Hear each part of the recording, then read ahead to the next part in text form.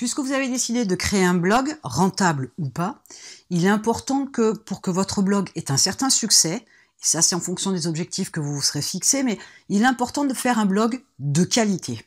Alors je vais vous donner aujourd'hui 5 points, dans le désordre, de choses importantes pour que votre blog ait l'air de qualité. Puisque la qualité est dans l'estimation propre à chacun, on va dire qu'avec ces 5 points-là, vous avez déjà des qualités que pourront voir vos visiteurs, mais aussi une certaine qualité que verront les moteurs de recherche, notamment Google, puisque vous le savez, c'est lui qui domine le marché aujourd'hui. Alors, la première des choses, il faut absolument faire vivre votre blog en ajoutant des contenus de qualité. N'essayez pas de faire une grande quantité d'articles avec aucune information intéressante dedans. Par contre, faites moins d'articles, mais faites-les beaucoup plus longs, le plus long que vous puissiez faire, et mettez-y toute la valeur que vous pouvez y ajouter. Autrement dit, quand vous devez aborder un sujet, creusez au maximum. Si vous visez par exemple un article de 10 000 mots, n'attendez pas de publier votre article si dans votre article vous n'avez atteint que les 2000 mots. Commencez déjà à publier les 2000 mots et rajoutez au fur et à mesure de l'information pour étayer votre article et faire de façon à pouvoir atteindre les 10 000 mots sur ce sujet-là. C'est beaucoup plus intéressant de creuser comme ça, mais de publier quand même bien avant que l'article soit terminé, parce que faire un article de 10 000 mots et de creuser un sujet, c'est long, ça prend du temps, et attendre de publier votre article que lorsqu'il aura atteint ces 10 000 mots, va vous faire beaucoup de temps aussi au niveau du référencement. Donc, n'ayez pas peur de commencer des articles, de les publier avec un minimum de 2000-2500 mots pour pouvoir permettre à vos visiteurs d'accéder à cette information-là, mais agrémentez vos articles au fur et à mesure, mettez-vous en place un planning et augmentez les informations à l'intérieur de chaque article pour pouvoir atteindre un maximum de mots, mais toujours en ayant à l'idée qu'il faut absolument qu'il y ait un maximum d'informations dans ces articles-là. Le deuxième point important pour un blog de qualité, c'est d'éviter de mettre des fioritures inutiles. Ce que j'appelle des fioritures, c'est tout un tas d'informations qui ne sert à rien.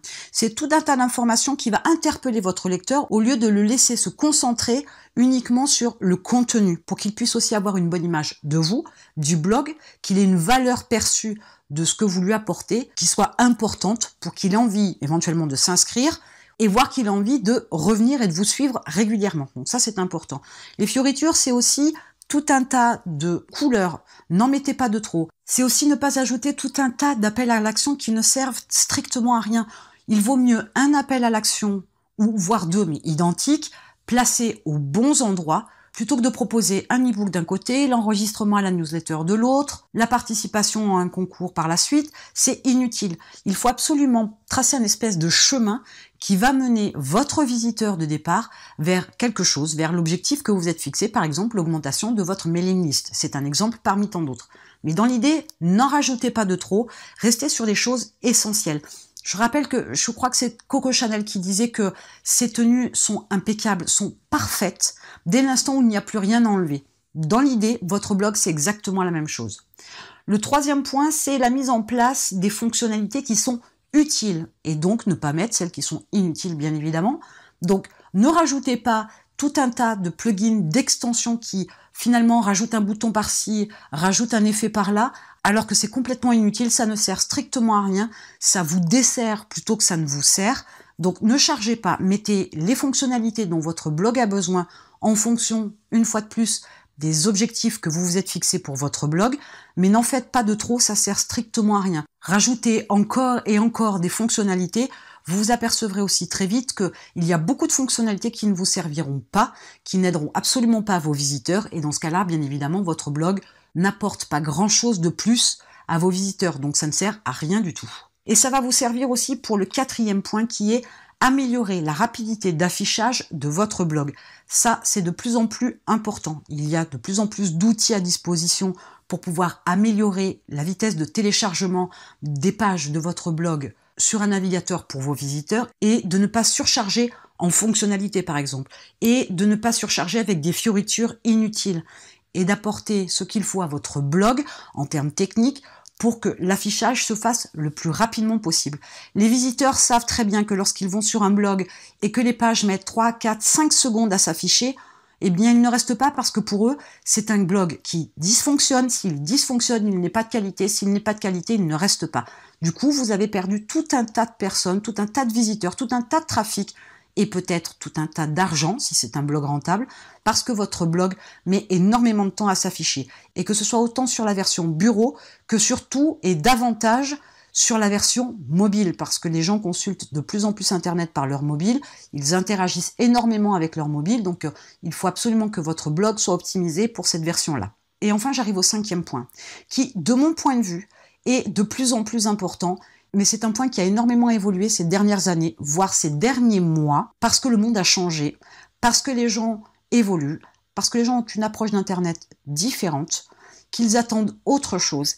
Et il est important de prendre en considération que votre priorité doit être le plaisir de vos visiteurs, le plaisir de vos abonnés, le plaisir de vos clients. Il faut absolument répondre à leurs besoins, à leurs attentes. Donc, ce que vous devez faire, c'est faciliter la navigation de vos visiteurs sur votre blog. Autrement dit, ils doivent avoir accès à toutes les informations dont ils ont besoin très rapidement, que ce soit pour vous contacter, que ce soit pour trouver un autre article, que ce soit pour s'inscrire à votre newsletter. Tout doit être fait de façon à ce que, entre guillemets, le travail soit mâché pour eux, qu'ils puissent accéder à l'information tout de suite, avec le moins de clics possible, avec une rapidité d'affichage dont je parlais précédemment, et bien mis sous leur nez, et bien amené sous leurs yeux, pour qu'ils puissent faire les démarches dont ils ont besoin, s'inscrire à la newsletter par exemple, ou acheter un e-book, pourquoi pas, peu importe l'appel à l'action, mais dans l'idée, il faut absolument que ce soit bien organisé, bien cadré, bien présenté sous les yeux de vos visiteurs pour qu'ils puissent effectuer les actions que vous souhaitez qu'ils fassent. Je vois malheureusement encore trop de blogs qui n'ont pas les informations à portée de clic.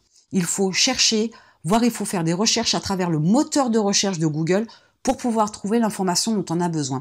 Et ça, c'est un petit peu agaçant, j'avoue que c'est un petit peu pénible, parce qu'on est obligé de sortir du blog pour pouvoir chercher les informations dans le blog, parce qu'on n'accède pas aux nouveaux articles, parce qu'on n'accède pas à certaines informations.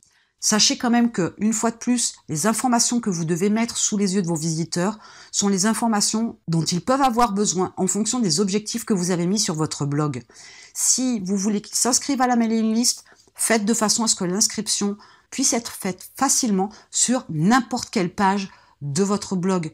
Si vous voulez rentrer particulièrement en relation avec vos visiteurs, créer un lien et que vous souhaitez qu'ils rentrent en contact très facilement avec vous, bien évidemment qu'il va vous falloir leur mettre sous les yeux et une fois de plus un petit peu de partout, le formulaire de contact ou l'accès au formulaire de contact très facilement. Mais attention, vous ne pouvez pas avoir comme appel à l'action l'enregistrement à la newsletter et sur la même page en plus, le formulaire de contact. Ce serait trop d'appel à l'action, ce serait trop brouillon et du coup la navigation de vos visiteurs sur votre site devient un petit peu confuse parce que vous leur proposez tellement de choses qu'ils ne savent pas quelle chose choisir.